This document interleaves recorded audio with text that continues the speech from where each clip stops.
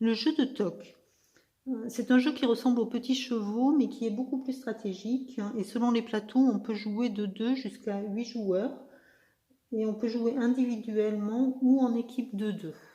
Chaque joueur possède 4 pions qu'il devra amener dans les 4 cases de sa maison après leur avoir fait faire un tour complet du plateau dans le sens des aiguilles d'une montre.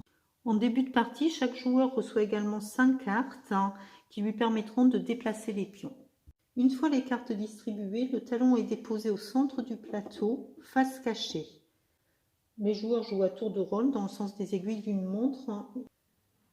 À chaque tour de jeu, les joueurs jouent en 3 étapes. Dans un premier temps, ils choisissent parmi leurs cartes laquelle ils jouent.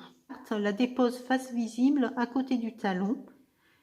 Deuxième étape, ils déplacent en fonction de ce qu'autorise la carte. Ici, il va pouvoir déplacer un pion de 2 cases.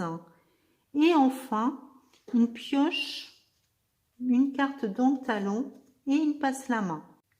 Quand ils le peuvent, les joueurs sont obligés de jouer. Mais si un joueur n'en main que des cartes qui ne lui permet pas de jouer, il les montre à ses adversaires, les pose sur la défausse, puis prend 5 nouvelles cartes et passe la main. Voyons rapidement le pouvoir de chaque carte.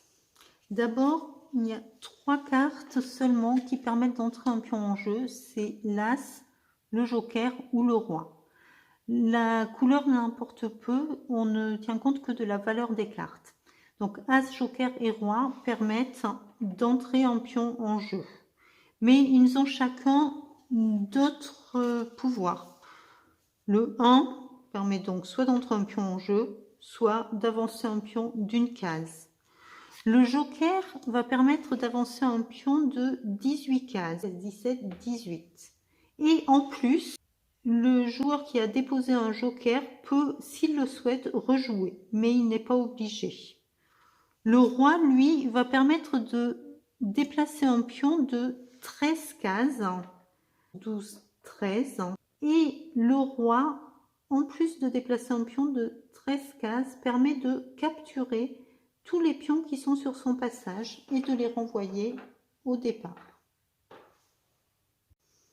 Ensuite, la dame, elle permet d'avancer un pion de 12 cases. Le valet permet d'échanger un pion avec n'importe quel autre pion en jeu, y compris les pions de même couleur ou les pions de son coéquipier. Le 7 peut être décomposé entre plusieurs pions. Par exemple, avec le 7, je peux entrer ce pion, 1, 2, 3, 4, 5, et continuer avec un autre pion, 6, 7. Le 5 permet d'avancer un pion ennemi de 5 cases. 1, 2, 3, 4, 5 par exemple.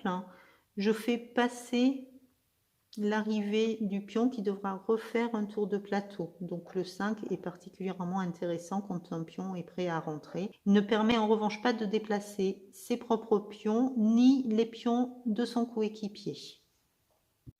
Et enfin le 4, il permet de reculer ses propres pions de 4 cases, particulièrement intéressant ici, puisqu'il permet d'arriver en fin de parcours, alors que le pion était au début de son parcours. Et les autres cartes permettent d'avancer les pions d'un nombre de cases correspondant à leur valeur. Voyons maintenant les contraintes liées au plateau. Les cases départ d'abord. Les cases carrées qui permettent d'entrer en jeu. Quand un pion entre sur une de ces cases en abaissant un roi, un as ou un joker, tant que le pion qui vient d'entrer en jeu n'a pas été déplacé, il ne peut être ni capturé, ni dépassé, ni déplacé par un autre pion. Les cases centrales en losange ici. Si un joueur avance un pion sur une de ces cases, il peut passer à la case centrale suivante, mais il n'est pas obligé de le faire. Et cela n'est possible que pour un pion qui avance et qui appartient au joueur qui joue. L'arrivée dans la maison maintenant. D'abord, on ne peut entrer dans sa maison que en avançant. Par ailleurs, on ne peut pas se dépasser dans la maison. Là, par exemple, si le joueur orange abat un 3, il ne pourra pas rentrer ce pion car ça l'obligerait à dépasser celui qui est déjà dans la maison. Enfin, si pendant le jeu, un pion atteint une case occupée par un autre pion, ami ou ennemi, il prend sa place et renvoie le pion initial au départ. Juste une précision, si vous jouez en équipe, les coéquipiers se placent face à face, orange avec rouge, jaune avec bleu, blanc avec vert. Et chaque joueur joue ses propres pions à son tour de jeu jusqu'à ce que l'un des deux coéquipiers ait entré l'ensemble de ses pions dans sa maison.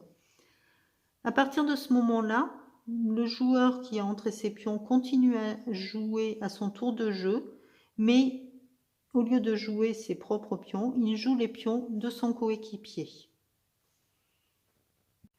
Enfin, quand le talon est épuisé, la défausse est retournée et devient le nouveau talon. À vous de jouer!